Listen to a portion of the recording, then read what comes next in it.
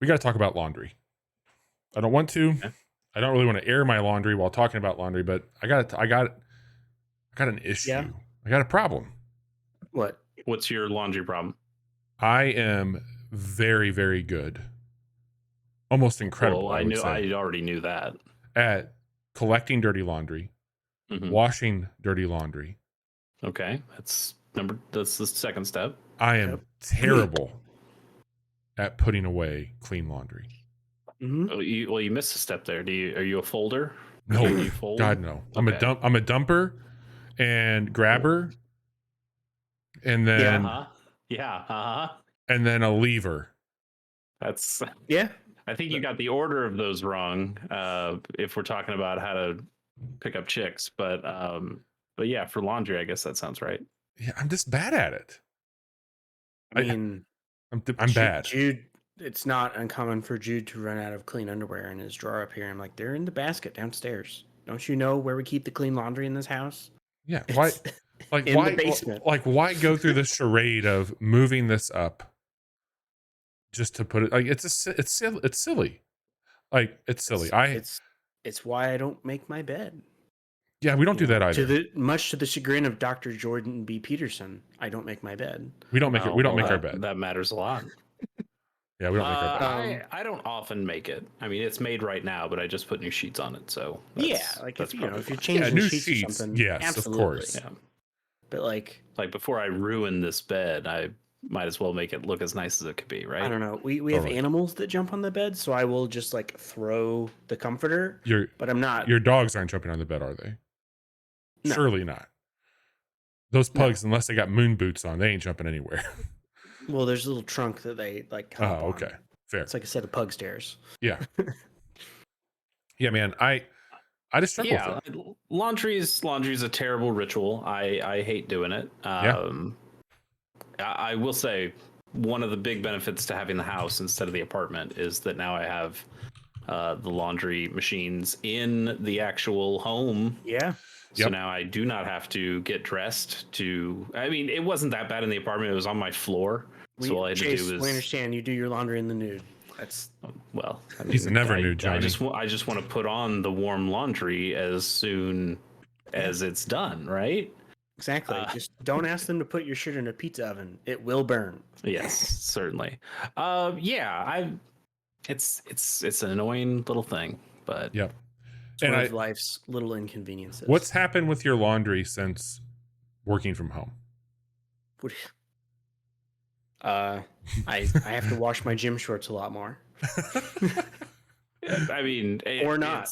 Where am I going? I would say it's more that I do less laundry because unless I'm, hey, I'll tell you, here's a little inside baseball. I had to put on a different shirt today because I knew we were doing the podcast and that this would be a shirt somebody was going to see. I don't think I saw either of you guys yesterday, but I did wear a different shirt yesterday, and I was like, I could wear that shirt, and I did wear that shirt most of the day, and then I was like, I should probably change it to a clean shirt for the podcast, right? I don't know. If you're listening to the audio version, fuck it, who cares, right? Yeah. Like you don't get to see my shirt. I could be wearing nothing. It'd be great, but unfortunately, Twitch would prefer if I wore a shirt, and I'd prefer if that shirt was clean. If it's going to be on, it's going to be broadcast to the world. I mean, you could have barbecue sauce from like here down. I would love to have barbecue sauce. I will say it is a brown shirt, so you wouldn't be able to tell. Or maybe the shirt was white when I started with it. Who could say? Not only are we bad at laundry, we're bad at video games here at the Casual Hour, and that's what we're here to talk about. We're great at video games. What are you welcome to about? episode 320. We're recording this on April 12th. Yeah, 320, bro. 320, bro. My name is Bobby, and joining me is Chase and Johnny. Johnny, welcome back. Hey, thanks. Now go away. Now go away. We're going to tell you all about some video games and a little bit of news. I think this is going to be a breezy episode tonight. We're going to talk about Pokemon Stadium, Everspace 2, Wild Frost, Magic the Gathering, a recent favorite here at the Casual Hour. And we got some stuff in the back half about Mario, the movie, Sony, Redfall, Nintendo, of course. Fun time. Buckle up. Get cozy. We're here to tell you about some fun stuff.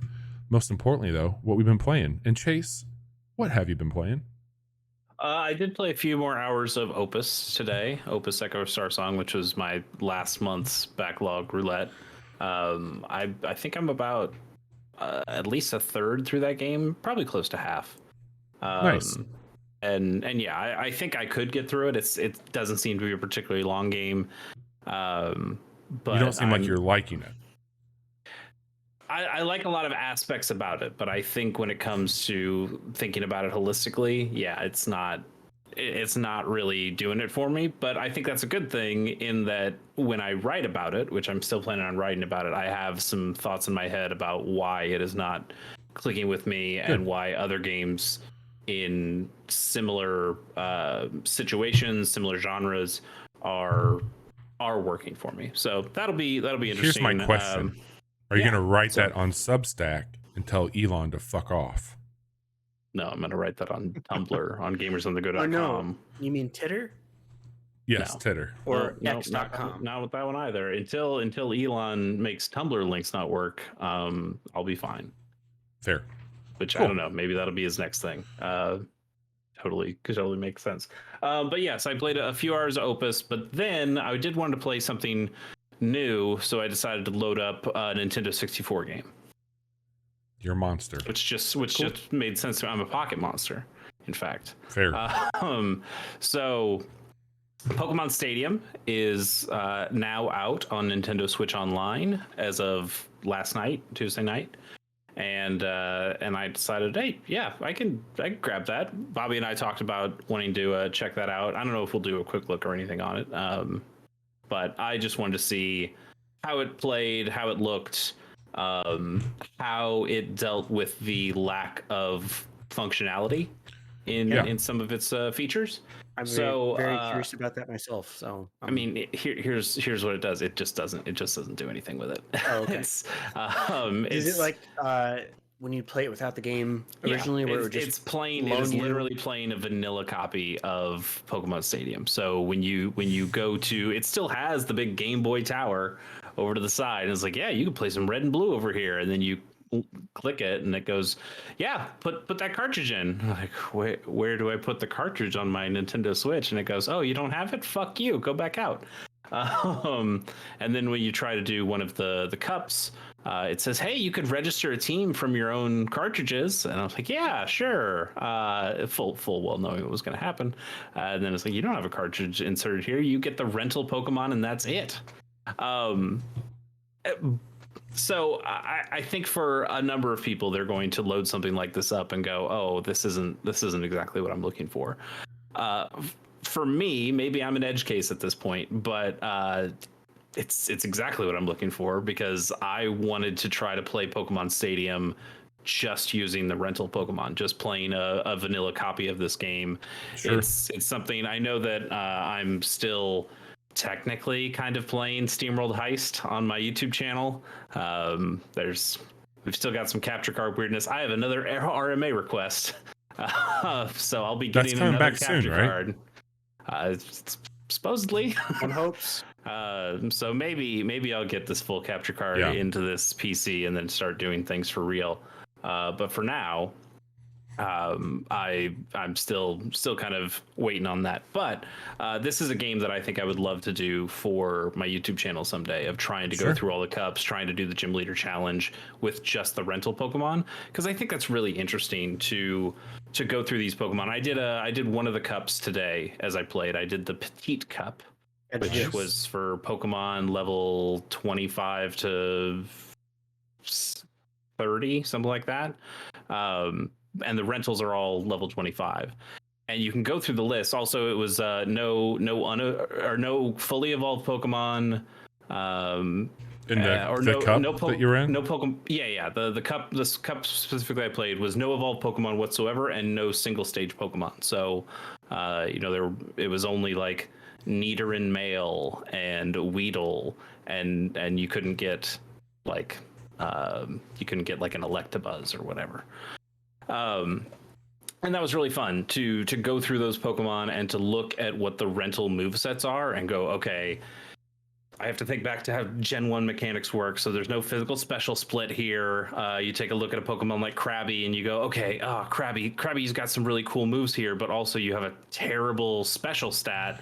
Yeah. And they have not made the physical special split in the typing stuff. So all the water attacks are all special attacks. I was like, okay, this is actually probably a crap Pokemon. And so now you can start kind of tiering these things in your head and go, okay, these guys might be pretty useful. Here's what I can use for some type advantage. And then playing this kind of really strategic game against the computer. And I thought that was super fun, and I ended up winning the cup. It was pretty easy. The computer also is using kind of Gen 1 battle tactics, which means it's pretty stupid. There were multiple times it tried to use moves that just weren't effective at all when it could have used other moves that might have been better. Yeah. Using Leer and Growl a lot, maybe. Like a Rattata used Focus Energy multiple times, which in Gen 1 actually lowers your critical hit chance instead of doubling your critical hit chance. It's real good stuff. Also, perfect. Just here's like a useful thing for everybody. You pick Ghastly if you want to go into the Petite Cup, because so many Pokemon have normal moves at that point, and none of them affect Ghastly, and it's kind of a breeze for a lot of those things. But it is cool when you have these Pokemon that like moves I probably wouldn't have given these Pokemon if I had made my own team and imported them in. And now going, okay, a Ghastly with Mega Drain, maybe I could make that work. This Coughing, here's a Pokemon I never would have used if I had my druthers around me and was able to pick. But this Coughing has a decent special attack, a really good defense stat, and also it has access to Thunderbolt, whereas Pikachu has access to Thunder. And it's like, well, this is 100% hit chance versus the 70% hit chance of Thunder. So even though the same type attack bonus, and you just start doing these calculations in your head, and I thought it was really, really fun and strategic in a way that I would have just chosen all the best moves for all the best Pokemon if I had gotten to choose my own exact team. It's I don't know. It reminds me of Nuzlocking in a way. Yeah, a little bit. Sure. I mean, and there's some fan games that have also done kind of similar things to this. There's one called Tower of Hats by a fan game developer named Elle. She's the same person who is also making that Pokemon Red 2 that I talked about, that fan game demo that came out before.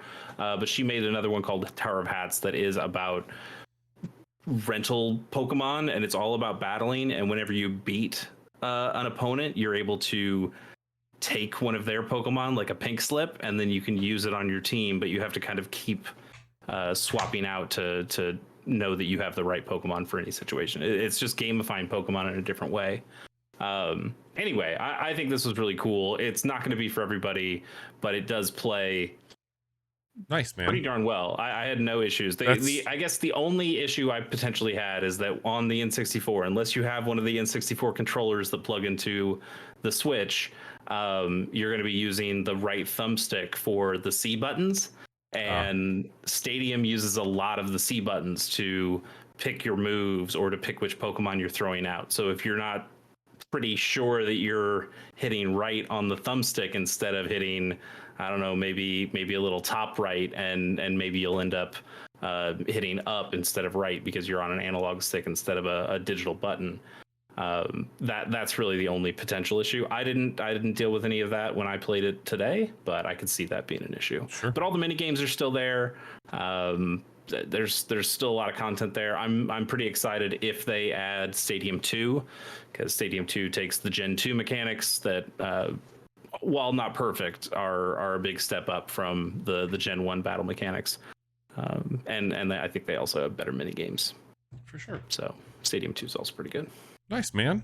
Yeah. Well, thanks for venturing out into the well-worn waters of Pokemon Stadium. Happy to hear it's not a dumpster fire on the Switch.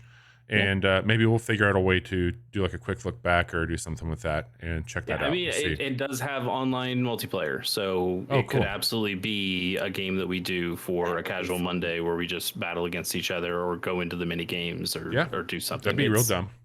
Lots of options. For sure. I've got a few new things to talk about this week, y'all. And I'm going to kick this off with a very short and disappointing update. As you all know, I really like golf games here. I enjoy a good golf sim. I cut my teeth, so to speak, on the early EA Tiger Woods games. And when I saw that they were making a new one after damn near 10 years, it feels like, I got really excited. I've since been playing the PGA Tour 2K21, 2K23 games, enjoying those quite a bit. They look great, play great. I thought the trailer for this game looked good. And I got to tell you, this is not a very good video game. And but this is the EA one, right? This is the EA one, separate from the 2K series. Yep, this is EA. I'll keep it brief because I think that there are, like, it's got mixed reviews from what I'm seeing, and I think some people are enjoying it. But mostly for me, I love the character creation and kind of career progression. They had this EA had this figured out back in 2002 with Tiger Woods. You could create your character with a lot of detail. That was like a big selling point. I remember like that. They even brought in some of that technology when it came to their NBA games or their baseball games. Yeah. And they even had the thing where you could scan your face in, and it was pretty damn good at the time.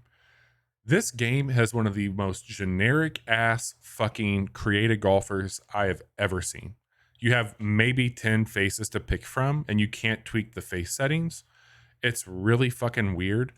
It's very strange. It's very strange, especially in a game where, like, I can't remember exactly where I saw it, but they were talking about, we don't have like big name golfers, or we don't have the big name golfer, but we found that most people just make their own golfer and that's all they touch, which, yeah, that's what people do. So why would you limit that here? Big fucking red flag. The game looks great. I'll give them that. The grass has never looked better. And I will say, I ran into some mechanical issues with the game as well on how to play it. The shot shaping, and especially like reading the greens, completely all over the place. It was just a fucking chore. It felt sluggish. It did not respond well. And I only did the 10-hour preview on EA Play, which is great because I got what I needed to make a decision. This is a $70 game. It's fucking crazy. It's not in a good state. So would like to see them work on that a little bit more. Pretty big disappointment considering all the things. But I quickly removed the stank with a little game called Wild Frost. I don't have a ton of time with this. It just came out this morning. This is a game that I believe I first saw demoed on like a Nintendo Fest. No, I played it. They did back in December, they released a demo out. Okay. Like a video games award demo. But this one I think first was on a Nintendo Direct, actually, is where I saw this. This is on Switch. Maybe. It is $19.99. This is made by Deadpan Games and it's being put out by Chucklefish. You know, your friend and mine, Chucklefish. This is the Adventure Time looking deck building run based game. Chase, we streamed it, I think. If I'm not mistaken, I think we did stream this demo or at least checked it out. I don't think we did a quick look for it. We might have done it on like a Steam Next Fest collection at one point. But I remember downloading this. I played through the full demo, which is only like a couple of sections of the run. You could do like a run and you couldn't get super far into it, but you could do kind of a run. And I remember liking it. I do remember on the Steam Deck, it didn't feel great to use the touch pads for the mouse for the cards that all kind of lived at the bottom of the screen. That's been adjusted. I'm sure. I'm sure they completely fixed that. And knowing that it's on the Switch, I'm sure they have like a real controller support in there as well that makes it feel like a dream. Yeah, it snaps really well. Look, this game is incredible to look at. I really think there's some good. I mean, it's hard as shit. Like this is one of the harder one of these I've played. It's sitting at a mixed review right now, and people are talking about balancing needs. I mean, it's fucking I was good. Comment on that. James from Ground Shatter tweeted about it. He's really digging it, but he did make it quick. He's like, it's a very slight criticism, but he's like, it's got the juice for sure. Maybe too much of it. I really dig some of the concepts of healing your character, kind of stowing away your character. They have basically a pocket, like a shirt pocket you can slide a card into. They're pretty generous. Like in between battles, you get multiple opportunities to get money, cards. They use a charm system, and the charms are really cool because some charms can only be applied to like spells or items, where other ones can be applied to your character. And it's an aesthetic. It's really cool. It'll dangle on the card and character. I think it looks really cute, and they've done a great job with that. But I had one where you can freeze enemies, and I have this snow wand where you can hit them and they're frozen for 2 turns.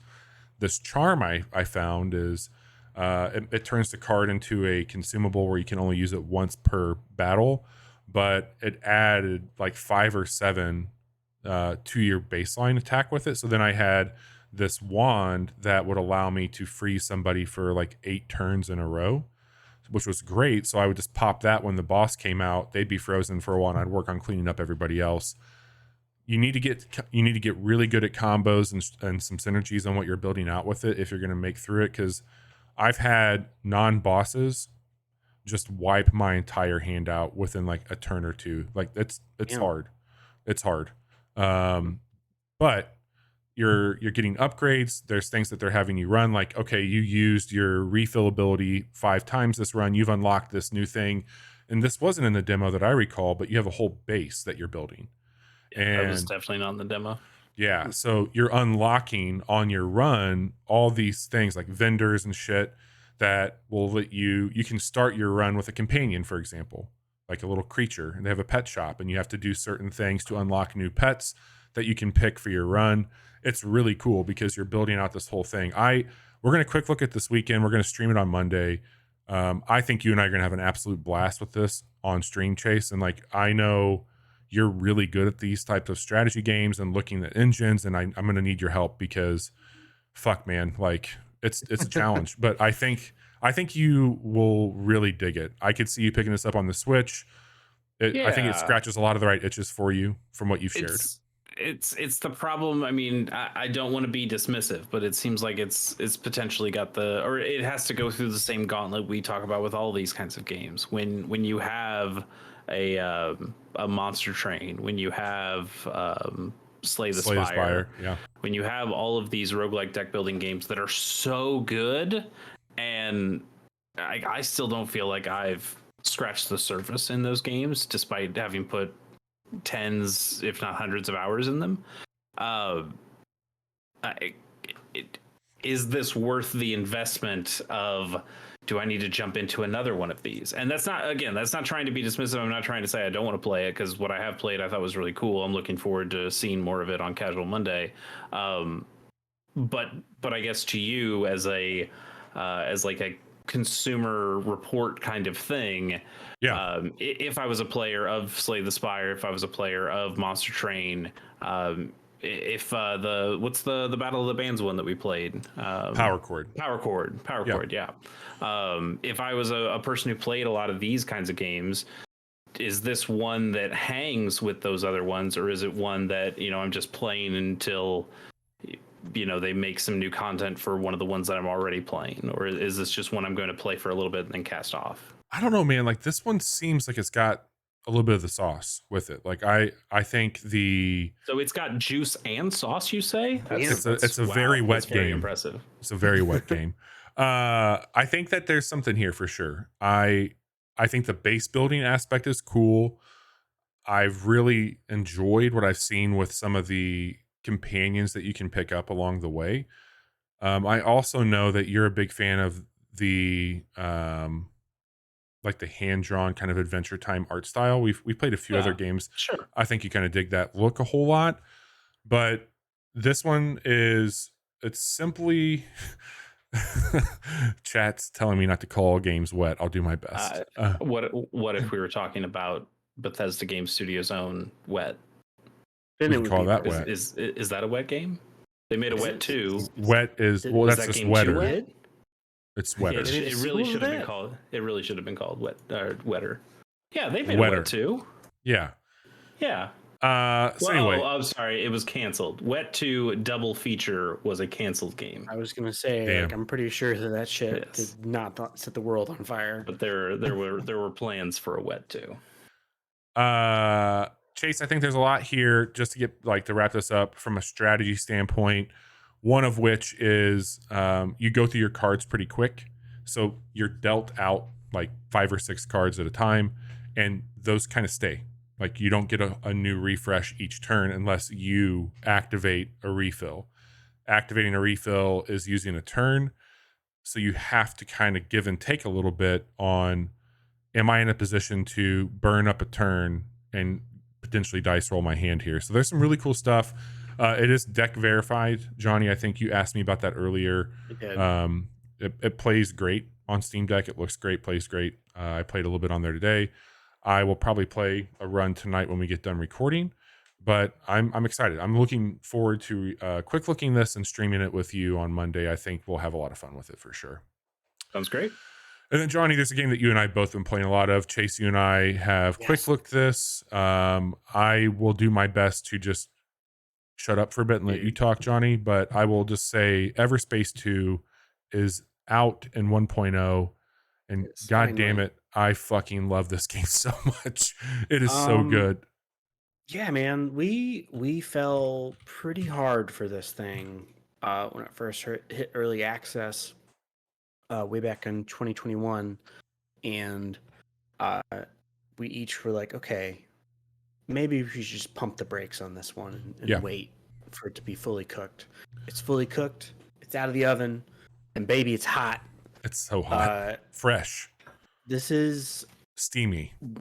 One of the coolest games I think I've played. Did we say the name of the game? Everspace 2. Okay. Yeah, Bobby said. Just making sure.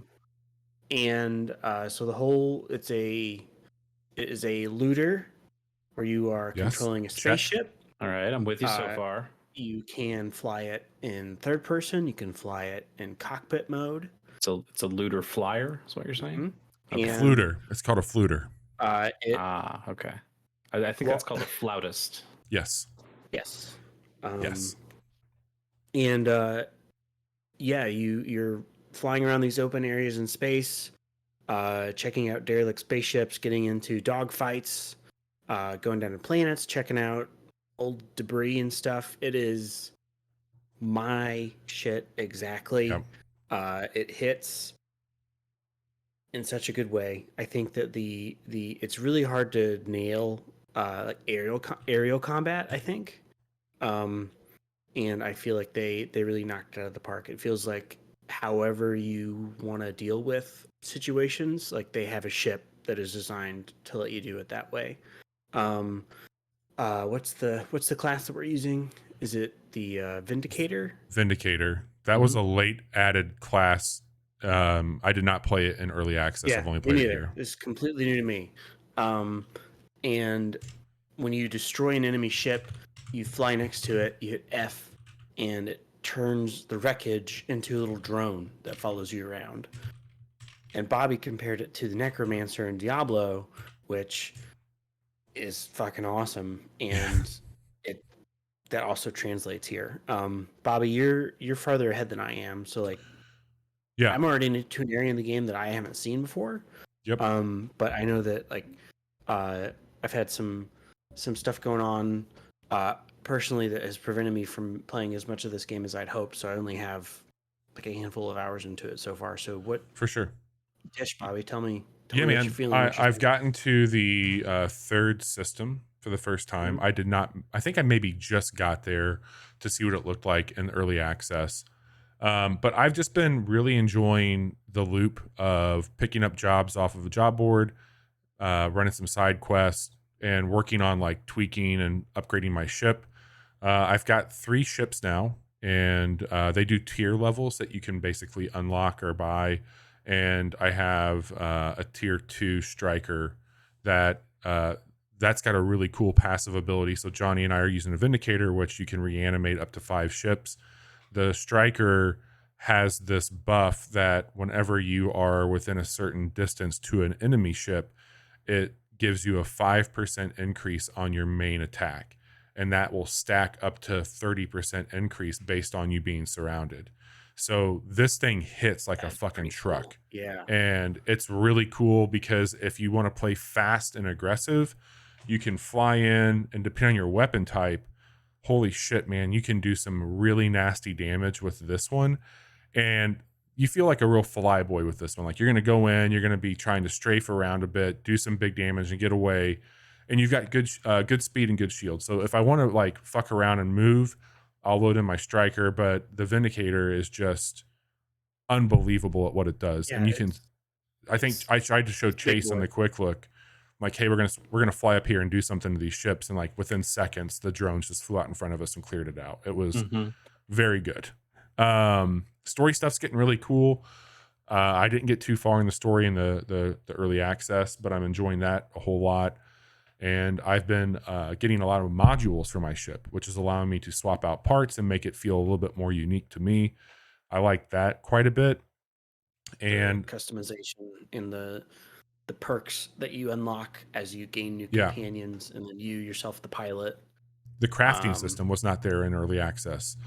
And having this really robust, like, you can break down your parts, you unlock blueprints, you find blueprints, and as you level up, if you have a blueprint for a superior grade weapon, and if you have the material, you can just craft it on the fly and get one of those, which is really great.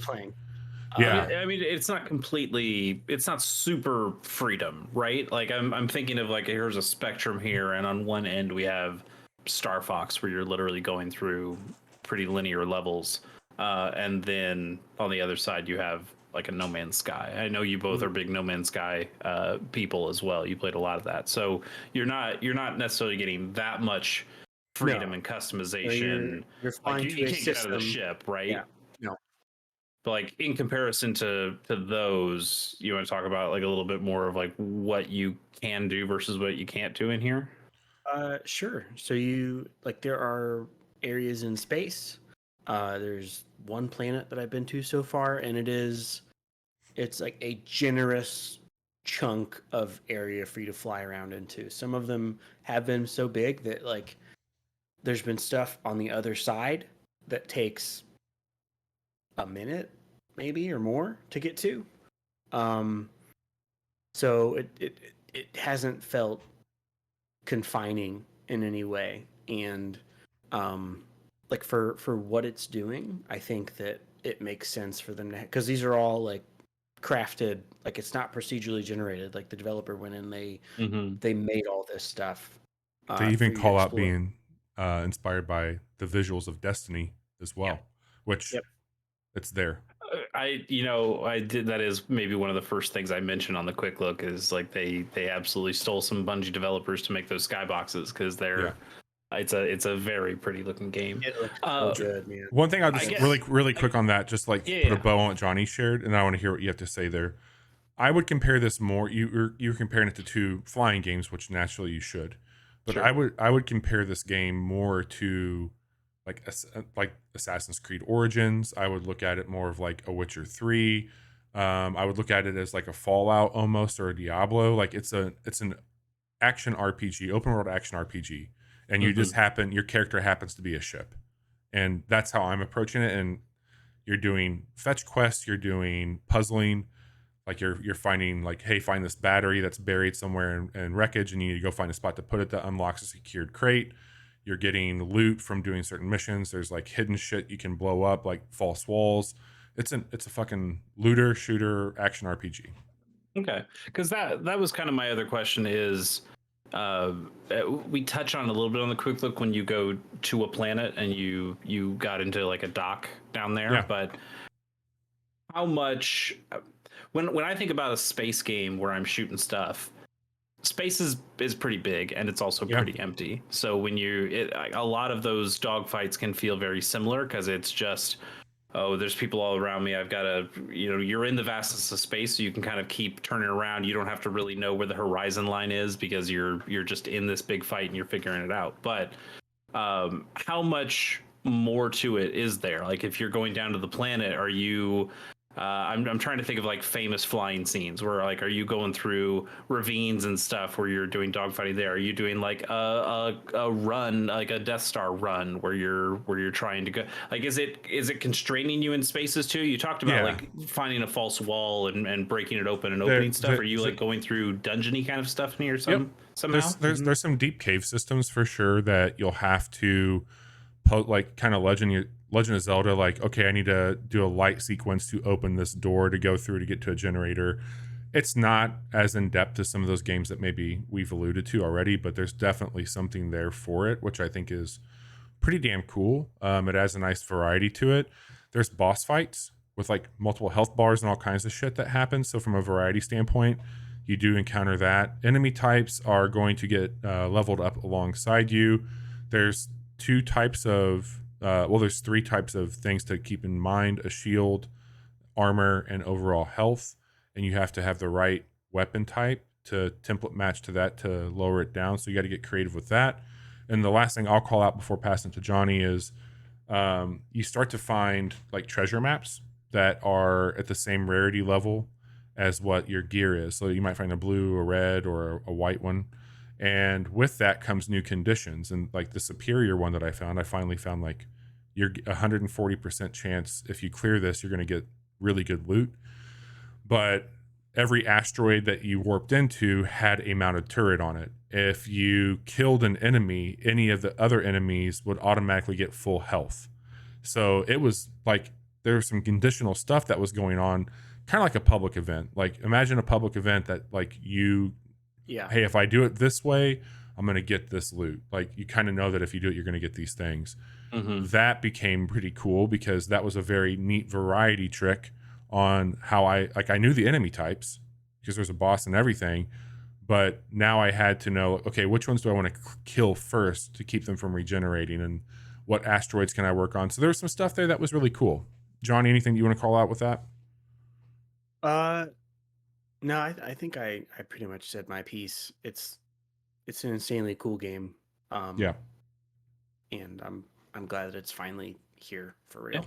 And it's not just on PCs; it's also on Xbox and PlayStation. I think that is something that I'm definitely going to be putting on a wish list for a PS5 and probably playing. I mean, as Bobby has told me many times, I have this nice PC. I could just play it on the PC, but there's something about laying down on the couch and playing on the PS5 that feels pretty good too. It is on Game Pass. I don't know if you have the means to check that out still or not, but this is on Game Pass. I do. Only on the PC, but well, there you go, Chase. So you could check it out there. Yeah. But it's 40. They did increase the price when it hit 1.0. It's a $49.99 game. As Chase called out, it's on PlayStation, Xbox, and it's on PC. I think you can play this the first game did come out to Switch, but the first game is also a very different game in that it's more like a roguelike run-based game than this bigger open world thing. I would not count on Everspace 2 coming to Switch. Yeah, it seems a lot more robust for sure. Yeah. They are working on bringing it to full. It is deck playable, but it's not deck optimized. And they're going to work on, based off of the Kickstarter, they're going to work on Linux for it as well. But I just want to say in closing, Rockfish, I started to follow them when I fell in love with the early access. They did every Friday a live stream of this game with a great community focus. They took questions. They showed off new things. They showed off screenshots people were taking to put on their Discord. They've been incredibly vocal on their Discord. And I play a lot of early access stuff, and I think they did a fantastic job on communication, increasing new features, roadmaps. They did this is how you should do that. And I'm really pumped for them. It's getting really good reviews, as it should. But congrats to Rockfish on a successful early access launch. That's not an easy thing to do. Well done. Johnny, what else you been doing, man? I've been playing a lot of Magic on my iPad. That's Magic the Gathering Arena. Mm-hmm. Yep. Yes. A lot of just laying on the couch watching The Simpsons and playing Magic. I played a very tiny bit of that a long time ago. And I don't know if I like it or not on on the iPad. There's something about modern card games, especially the ones that are based off of physical card games, that I have not jived with in the modern era. Which is mostly just the modern Pokemon trading card game online and Magic the Gathering Arena. I cannot that one too. I cannot exactly put my finger on why. I don't know if it's a hey, you have to collect all the cards in a different digital format. I don't know if it's just the way the deck builders are feel. I don't know. There's because. Do you think it's a similar mindset of like, I don't want to read books on a tablet versus I want to just read a book? I don't know. Because I mean, I used to be pretty staunchly against reading books on a tablet, and now I'm doing it all the time. So I don't know if it's necessarily that, or at least not for me. But I'll give a tiny little plug here. Good friend of the show, Jiggy-san, and I did our top 25 Game Boy Advance or Game Boy and Game Boy Color games on Gamers on the Go recently. I'll plug it more at the end of the show, but one of the ones that ended up pretty high on our shared list was the Pokemon trading card game for the Game Boy Color, which I still love. It's one of my favorite games of all time. And I think there is something where they had to strip it down and have a simplicity to it that I think works pretty well. And when I go into the Pokemon trading card game online, there's something about it that feels bloated in a way and maybe like too much information. And I got a very similar feeling with Magic the Gathering Arena. And Johnny, sorry, I know this is your thing to talk about, and I want you to talk about it, but like just recently you were talking about playing it, and I reinstalled the app Arena, and there were a ton of free packs that it gave me. And I opened the packs and I looked at all the cards, and I went, okay. And then I started a match, and I went, oh, I don't want to do this. And so I immediately got back out. So I don't know why. There's something intimidating about it. Maybe it's the fact that these games, for the most part, lock you into playing online and don't have like a good way of playing just computer controlled opponents. I think you can just do that as much as you want. So when I've done that before, it has the Pokemon one in this too, where those are kind of like tutorial matches, and then once you're done with them, they kind of don't want you to play them anymore, so they don't at least incentivize you to play with those anymore. I don't know. Sorry. Please tell me about your experience and if you're having a better time. It has been like exactly what I needed this last week. Yeah, was to just like, because I have recently gotten back into Magic, after not playing it for like 10 plus years, and I can't play it frequently enough with people in person. That we've gotten to play a handful of times, but it's like 2 weeks at a time between sessions, and then if my you want to wife get your won't Magic play fix, with me. well, I've that's offered fair. to teach her. Jude has no interest in playing. So I was like, well, man, I really want to get reacquainted with this game. And this has been a great way to do so. They even have drafts that you can do. Like you can spend the gold that you earn just by playing the game, or you can buy the gems. There's also one called Jump In, which you get I think you get 4 tokens that renew every day, or you can spend the other currencies. But it has you pick between one of 3 sets of 20 cards that'll be, whatever color, and then it has you pick another set, and then it builds a deck from that. And then you play against other people, and if you can play until you win, and then when you win, you get a pack of cards. Question for you, Johnny. Yeah. Has there been anybody that's just been very rude and used decks that they shouldn't? That hasn't happened yet. I bet the interface of an iPad game, of an online digital game, makes things like Cascade, which is the thing that you hated, searching through big decks. I bet that makes it a little easier to find what you're looking for. I did play someone yesterday or the day before that every time I put a creature out, they pulled a card that did 3 damage, and so that ended up not being very fun for me. But it has like refamiliarized me with like just a lot of the terms and other things. Like I'm not getting deep into the meta or anything, but I'm having a good time like figuring out, okay, I want to build a green deck, and like they give you enough free cards that you can absolutely do that. And I've also thrown a little bit of money their way and did buy some packs with real money. That's weird. Not just the You in-game pack currency. Hua. Yeah. It is an interesting game in like the way Bobby has a relatively decent understanding of the game now that we've kind of had a few sessions where we've taught him different times, but it's still a really complicated game because on one hand you feel like, okay, it's my turn, I play my cards, and then it's your turn and you play your cards. What if they have an instant? And then right. And then you start learning what the stack is and how things affect the stack, and when something like even this card that you played, it's not actually played until all this other rigmarole actually happens. And when you're playing a pretty standard game, all that rigmarole is pretty automatic, so it just kind of plays the way you think it should play. Yeah. And then there are just these edge case cards where it goes, oh, actually, I'm gonna fuck up the entire way you think about Magic, and you go, God damn it, I just want to play my fucking card game. Yeah. let me play the fucking card game. Yeah, I've gotten certain cards where it's like, no, I don't want to play this right now. Resolve all. Right. But that's why I hate things like Planeswalkers, where it's like, okay, this is like, hey, we just threw like an extra player on the ground. It's not a creature. It works. It's like, I don't know, like somebody stuff. It can do some stuff. It doesn't have summoning sickness because it's not a creature. I don't know. Also, you can attack it or you can attack me.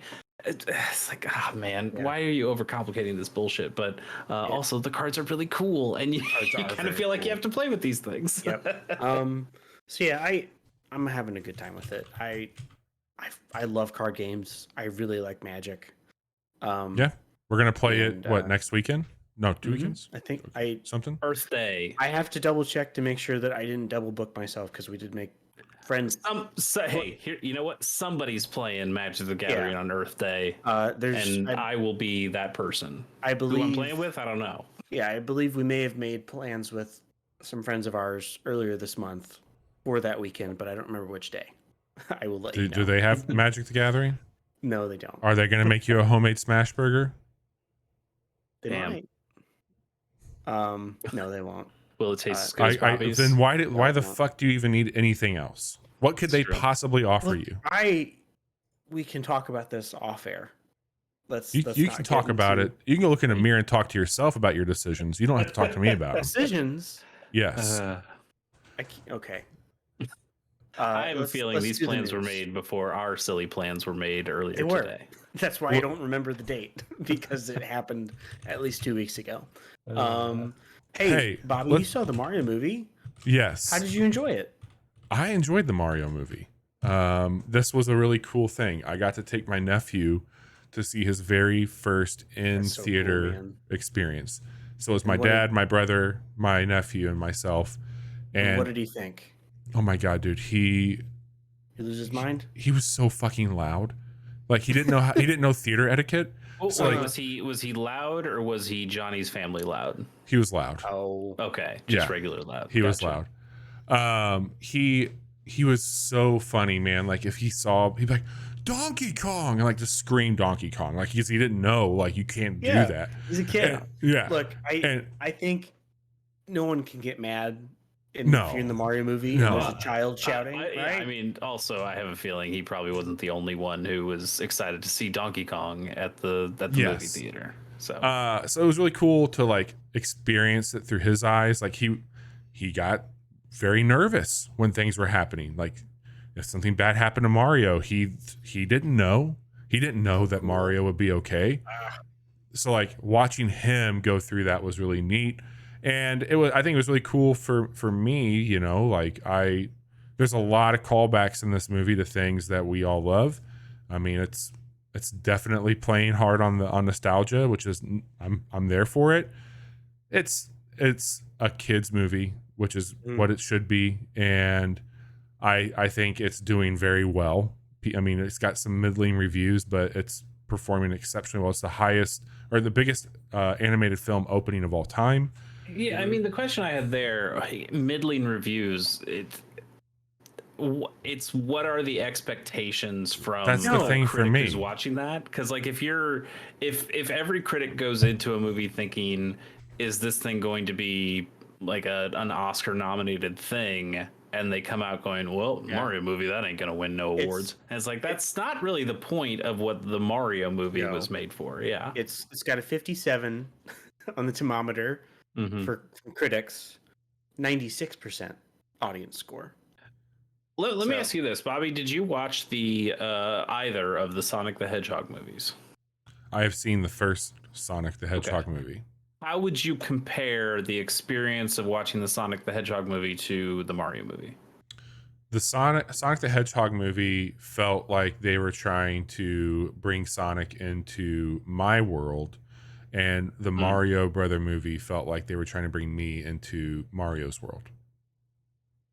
Yeah, I mean, from like a literal standpoint, yeah, absolutely. Well, I think also like plots, not literally, but Sonic was very much being grounded. They tried to make Sonic into realism.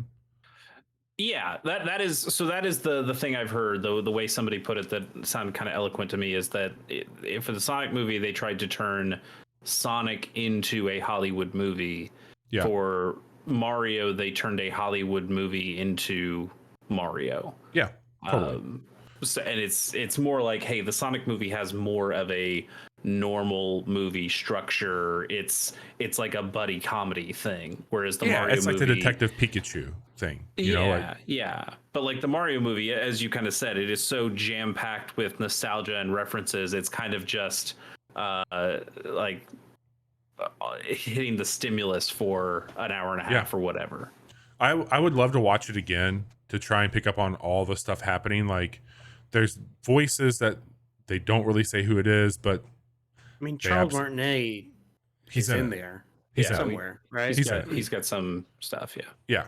So like, it's really cool. I enjoyed it. It's a shame. I think they the only thing I will just go back on with it. We talked about this a lot on the show.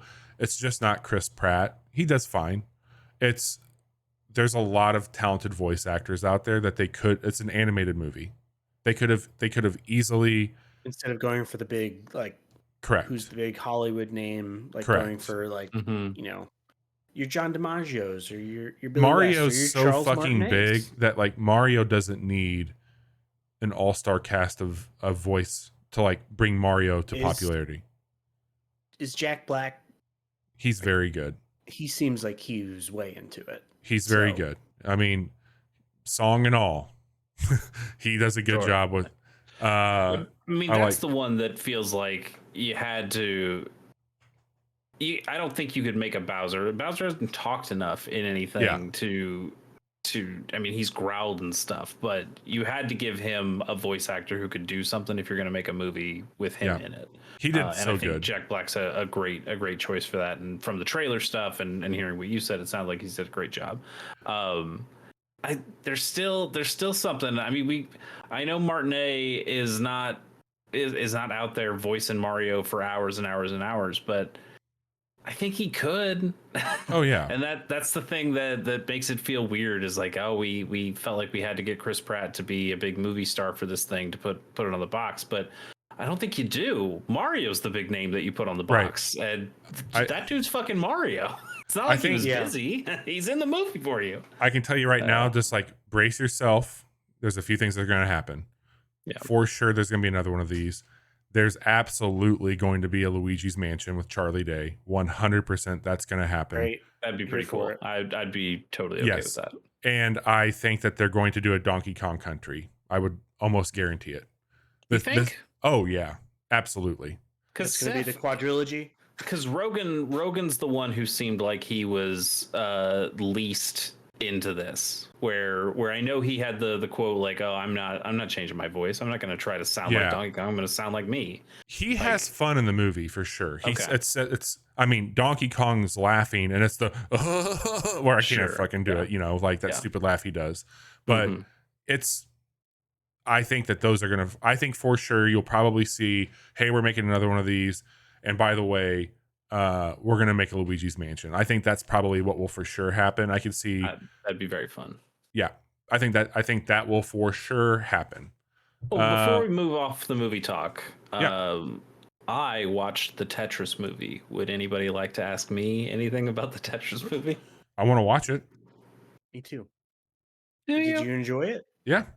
No, of course he didn't. Chase hates everything, Johnny. I think Apple made it, so he definitely hates this one. I think it has mixed things about it. I think it has its moments. I think it's pleasantly surprising how enjoyable that it can be sometimes. There are other times where there are just kind of baffling decisions that feel pandery. Like there's a car chase scene in here, which I don't know if it really needs a car chase scene in the Tetris movie. You know what I'm saying? But also, while that is happening, they're pushing like Eurobeat chip tunes, and every time any of the cars make contact in the world, it has like a glitch pixel effect that goes over the cars. And I'm like, why are we doing this? What is happening here? There's so many. Every time they do like an establishing shot when they transition to a new area, it's always like a pixel based, hey, we're going out into the world and then zooming into Tokyo, and now here's some pixelated cherry blossoms before we go into the actual scene. And there's just some of this stuff that feels real bullshit, but and some of the lines and some of the over the top nature of this. What I find really interesting is that they have all this espionage and exaggerated stuff that goes on during the movie, and then at the end during the credits, or maybe it's like right after the credits, they have some of the footage that Hank Rogers shot while he was in Russia. Like he's got like home movies of him talking to his translator, him in the cab going to the place and looking for this stuff, and he doesn't sound scared, and his translator is not a KGB agent who's trying to frame him for an affair. I guess I don't know. I haven't read the exact history of Tetris. Maybe all this did happen, but a lot of it is over the top in a way that you're like, this is a fucking video game. What are we doing? But I think more often than not, it's pretty funny. How Air Jordans became a product with zero sports in it is what I hear, and that actually sounds really interesting to me. Is you made a sports movie without the sports in it? Now we're talking, baby. You made a movie about Michael Jordan, and you don't even see his face in it. I think that's pretty cool.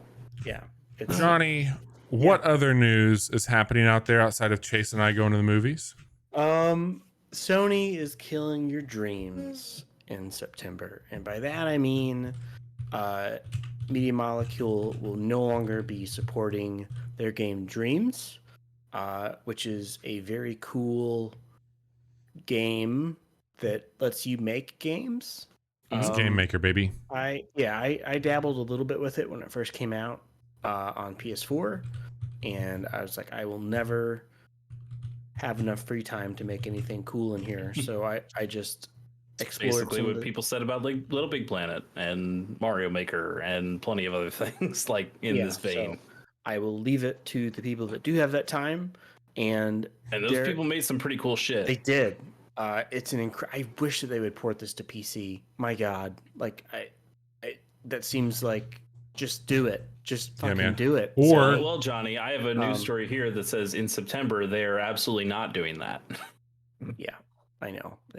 We're also never going to get an upgrade port to PS5. There are some multiplayer features that had been talked about in the past. Those aren't going to happen. And also some of that. I guess Media Molecule was doing weekly, monthly, some kind of events, digital or otherwise, where they were surfacing more of, hey, look at some of these cool creations going on in Dreams.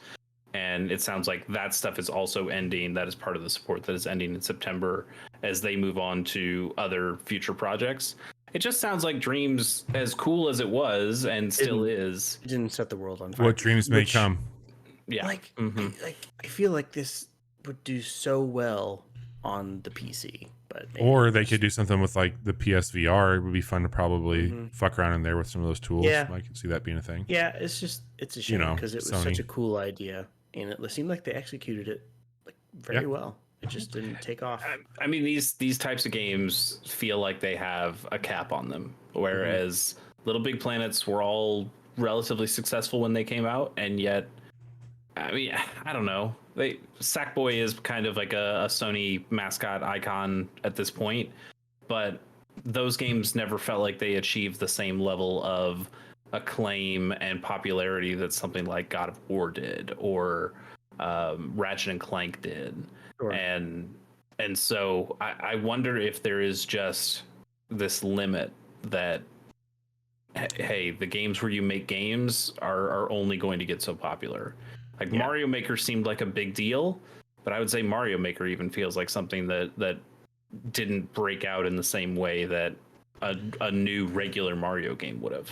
Yeah, it's the Game Boy Tower problem of Stadia. Like, there's things that are just incapable of sustainability when it comes to how they're making it, and like they either grow out of it or they grow into it. Like it's really fucked up. Like, it sucks because people could own a copy of this game and want to do more with it, but the big aspect of assets and sharing, like it's just done.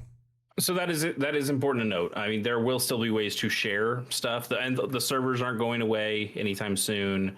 You're still going to be able to buy copies of Dreams digitally. It's not like the Battlefield stuff that EA was talking about before. This is just kind of you aren't going to see any more updates. You aren't going to see any more support stuff on that end. But the game still has ways of finding other people's stuff. Yeah, like it does have discoverability things in there as well. But it's not being made for new shit either, though. So like people will eventually outgrow that. Yep.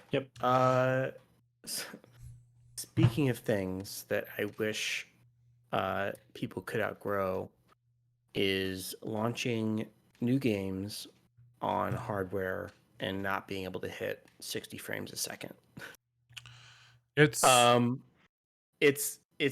think it's kind of funny, but also, man, I'm talking about Redfall. Yeah. They announced today that it is launching only with the 30 FPS quality mode.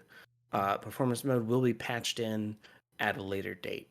On console, I'm pretty sure console. The PC version's fine, but on console they have to make this. That's where I'm talking about the console versions only. So on Xbox Series S and X, you'll be limited to 30 FPS at least at launch, and it's Chase. You probably feel right at home with this one. Might feel like you're playing your Switch. Thing, man. This is the same shit that we were dealing with when PS4 and Xbox One came out, and I wonder, like, why not just delay it for a month or two? Johnny, you're going to be losing your absolute mind over Zelda in a few weeks, and that's going to be running at 15 to 30 frames a second. Yeah, but that is expected. I mean, the reason that's running on a fucking potato. Yes. The reason they're not delaying it is because it's like there's money on the line that we don't necessarily see. There's marketing campaigns that have been spun up. There's a lot riding on it coming out at very different times. But the thing that interests me, and Bobby alluded to it, I usually don't really care about frame rate stuff. You don't get to have this conversation, Mister. I'll play it once on the Switch. Yeah, you don't get to talk about frame rates. But you guys also don't really care because you have PCs. If you do play this game, it's going to be on PCs. This isn't going to affect you. You're going to get to play the mode that you want.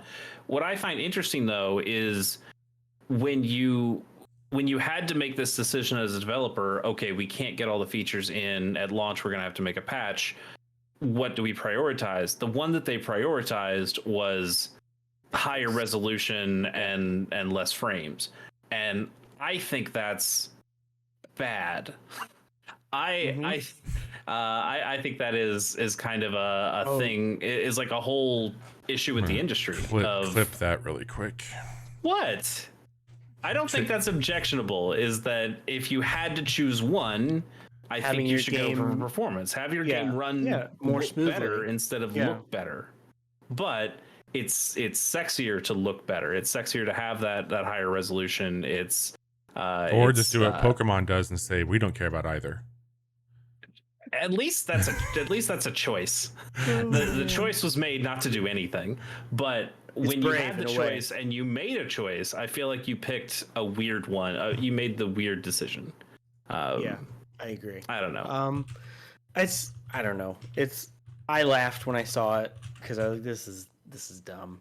I mean, it's not going to affect me, like you said, so that's probably why I laughed. But I still prefer if games shipped not broken. I would prefer if games launched with all of their features. I would prefer if as you said, there's money on the table, my friend. Sure. I also just wish that developers had more time to make games. I mean, there's what's the quote out there that's kind Miyamoto? of no. This is I want smaller games that cost more that developers are given more time with, and I know that is almost trite to say, but I think at least parts of that are still poignant in that. I feel like we could change the way we think about game development and what we prioritize in game development, or what companies prioritize when it comes to making games, or what publishers prioritize in what their game developers do.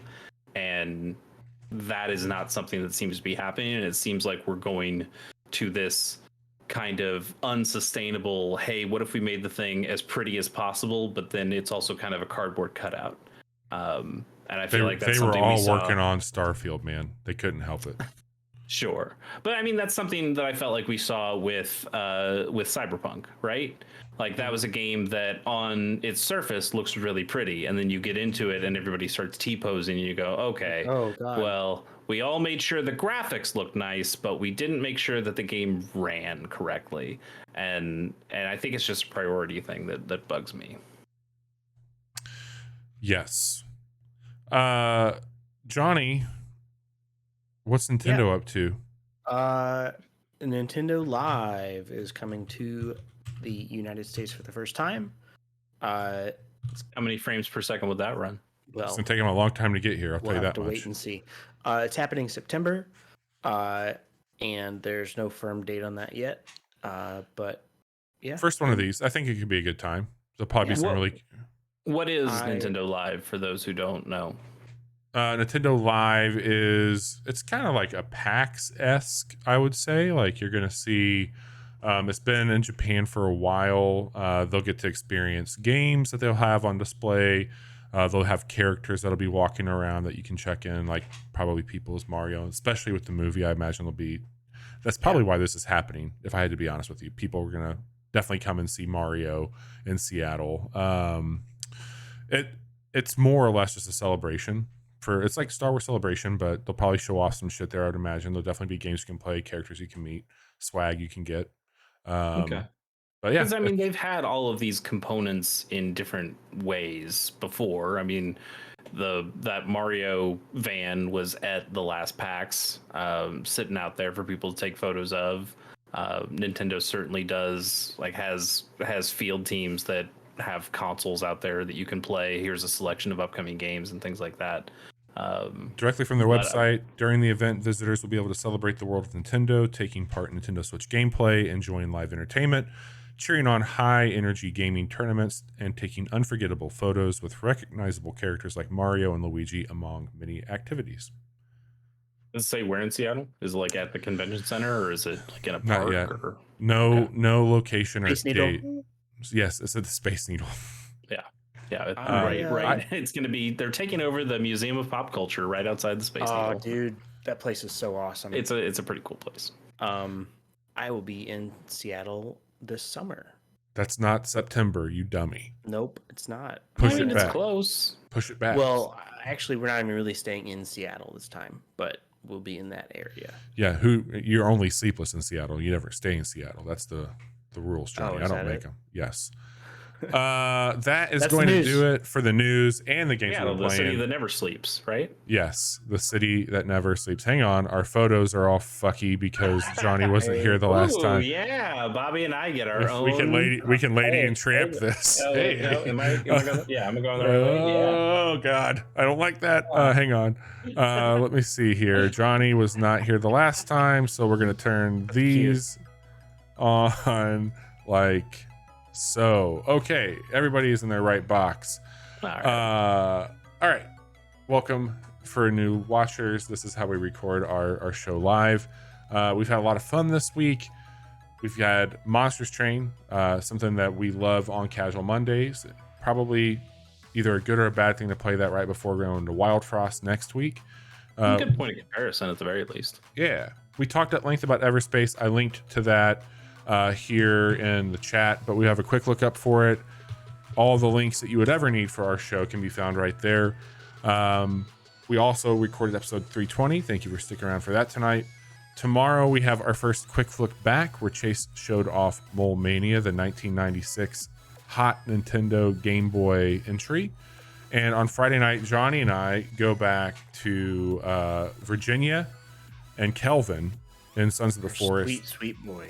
It'll be the first time all of you out there get to see our base that we've built. And also there's some new updates. You've built. Kelvin built. Kelvin did He help. helped. He helped Chase, gather the they've logs. added in an electric unicycle. Running from cannibals will never look and feel so good. So we're going to find those on Friday night. Do you hear Chase, that's the new thing that AI can't make? Like AI doesn't know how to make unicycles because they think they're all bikes and they put handles on them. that seems safer. They're just looking out for us. Yeah. AI art's like, hey, this is how it should be made. Yeah. Where we come from, this is what they look like. Chase, what have you been up to? A lot of stuff, a lot of new stuff. I teased it earlier, but a good friend of our show, Jiggy-san, and I did a podcast on the top 25 Game Boy and Game Boy Color games for the new episode of Gamers on the Go. You can find that at gamersonthego.com. The full episode is out. And then we also, on Monday, we put out the shared list that we came up with together, so you can just read it instead of having to listen to the full 2.5-hour podcast. If you want to listen to that and see how we got there, you certainly can. You guys are getting old and tired, man. 2.5 hours, dude. Yeah. Oh, yeah. Well, we can probably figure out a longer one someday. And then today, Jiggy-san's personal list. So no restrictions on that, and no me coming in and going, oh, that should really be higher than the other one. He gets to choose his top 25 on his own, and so that list is out there and ready to read. My list of the top 25 is going out on Friday, so be on the lookout for that. And then I have another podcast that I do. It is called Pilot Program. It's with another good friend of our show, Pierce Corshane. He and I recorded that a couple nights ago, and it's posted today. It's out now. You can listen to episode 8, which is on Deadwood. And you can find that at shows.acast.com/pilot program. That was a lot of fun. We have announced what our next show is going to be on, and that is going to be on Keenan and Kel. I'm pretty excited to watch Keenan and Kel. That's cool, man. That'll be fun. I bet that'll be fun to go back to 1996 and see what Keenan and Kel was all about. But yeah, that show's been a lot of fun to do when I'm not doing my video game stuff. But that's about it. Like I said, we got the capture card stuff still being worked on, and once that's there, I look forward to finishing SteamWorld Heist, and then I don't know, maybe jumping into the Pokemon Stadium stuff, like I mentioned. That's very cool, Johnny. Yeah. Besides buying magic cards and disappointing me, what have you been doing? I have been reading a little book called Lonesome Dove, and I'm almost done with it. That's why I who's call that you. by? It is by Larry McMurtry. I got a first edition of it on eBay. It's in incredible condition. Yeah. And it is a Western, and it's quite good. Nice. Is that his most famous work? It is. Yes. Nice.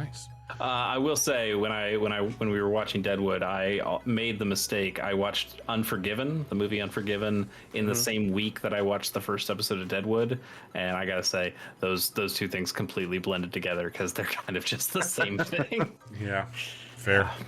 It's like, which one's the one that had Clint Eastwood in it? I can't remember. Fuck. God damn it. They were both very good. Nice. Yeah.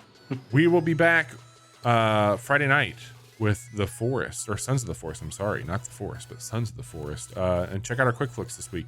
We'll be having a lot of fun with that. Take care, everybody.